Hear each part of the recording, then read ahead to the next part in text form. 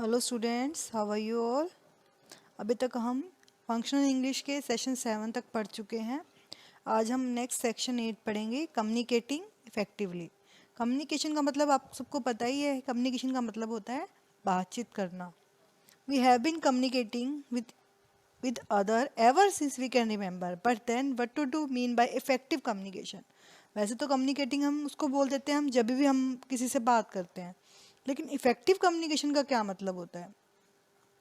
जैसे आप इस पैसेज को देखो, whether you are speaking with a customer over the phone, via email, face to face, effective communication skill and proper grammar and active listening, reading skills can make all the difference between satisfying a need and escalating a problem।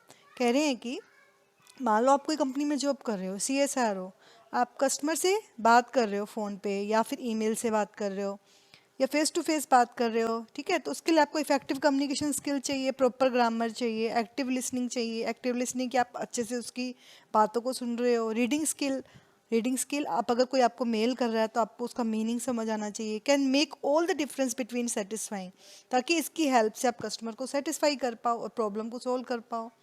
In fact, the same is true when communicating with anyone in professional environment।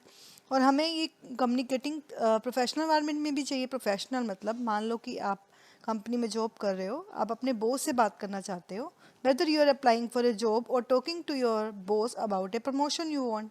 आप अपने boss से promotion के लिए बात करना चाहते हो, तो आपको इफेक्टिव कम्युनिकेशन होगी, अच्छे से बात कर पाओगे, तभी आप अपनी बात बॉस के पास रख पाओगे। So though basic and simple, these skills are critical to achieving your professional goals both today and the future। तो ये स्किल्स तो चाहिए ही ताकि आप अपने गोल्स को, प्रोफेशनल गोल्स को ले पाओ, और आज के लिए भी, फ्यूचर के लिए भी आपको ये हमेशा ज़रूरत पड़ेगी ही पड़ेगी। एक टाइम ऐसा आएगा कि आपकी जो ये कम्युनिकेट इफेक्टिव स्किल आपके फिंगर टिप्स पे होगी, आप अच्छे से बात कर पाओगे। बस आपको क्या प्रैक्टिस करनी है, you just practise your pronunciation, enhance your listening and improve your grammar.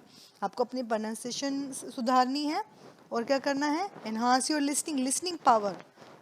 You have to increase your listening power. Listening power आप अच्छे से सुन पाओ कि अगर मान लो कस्टमर आपको कुछ बात बता रहा है, अपना प्रॉब्लम रख रहा है, क्वेरी रख रहा है, तो आप उसको अच्छे से समझो कि वो कहना क्या चाह रहा है। And improve your grammar.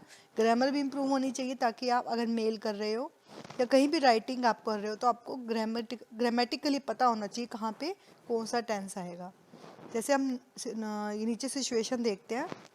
Your boss demands that you work on extra our. आपके बॉस ने आपको डिमांड किया है कि आपको एक्स्ट्रा आवर वर्क करना है, but you always come to work on time and leave after you complete your shift. आप हमेशा काम टाइम पे हमेशा आते हो और अपनी शिफ्ट के बाद भी काम करते हो। Plus your house is quite far from your office and you have to take a bus. पर आपको क्या है, प्रॉब्लम है कि आपका हाउस है, जो आपका घर है, वो ऑफिस से थोड़ा दूर है और आपको बस लेनी है। तो आप अपने बॉस को कैसे बोलोगे, how would you explain to the boss that you can't work the extra hour. आपको अपनी लैंग्वेज में ये आंसर लिखना है। तो आपके लिए आज ये एक्सरसाइज है, आपको ये बताना है कि आप अपने बॉस को किस तरह से बोलोगे कि एक्स्ट्रा आवर मैं नहीं कर सकता, मेरा घर दूर है, तो मुझे अभी अभी बस लेनी है। ठीक है, ये है एक्सरसाइज। और एक एक्सरसाइज आपके पास ये भी है, नेक्स्ट देखते हैं। पास्ट कंटिन्यूस टेंस आपको पता ही है, अब आप 12th क्लास में हो गए तो पास्ट कंटिन्यूस टेंस के बारे में आपको पता है कि आप सब्जेक्ट होता है, उसके बाद हेल्पिंग वर्ब होता है वाज या वर, और प्लस फर्स्ट फॉर्म के साथ आईएनजी लगता है। जैसे I was talking to my boss, he is a demanding person. अब इसमें से आपको चूज़ करने हैं कि कौन से पास्ट कंटिन्यूस टेंस हैं, तो आपको इसमें चूज़ करके उस पर टिक लगाना है।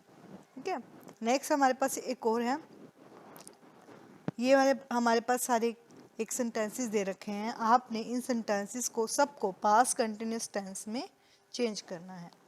ये तो वैसे तो ये बोल रहा है कि बोल्ड में करना है आपको पास्ट कंटिन्यूस टेंस में, लेकिन अगर आप पेपर पे राइट कर रहे हो तो आप क्या करोगे, जहाँ भी आपका पास्ट कंटिन्यूस टेंस लगेगा वहाँ पे अंडरलाइन कर देना। ओके, तो ये था ऑल अबाउट हमारा इफेक्टिव कम्युनिकेशन के बारे में। इफेक्टिव कम्युनिकेशन हमारी ग्रामेटिकल प्रॉब्लम नहीं रहनी चाहिए, लिसनिंग पावर अच्छी होनी चाहिए, रीडिंग स्किल अच्छी होनी चाहिए, और प्रोनाउंसिएशन सबसे अच्छी होनी चाहिए, तो हमारी इफेक्टिव कम्युनिकेशन बढ़ सकती है। Thank you, have a nice day.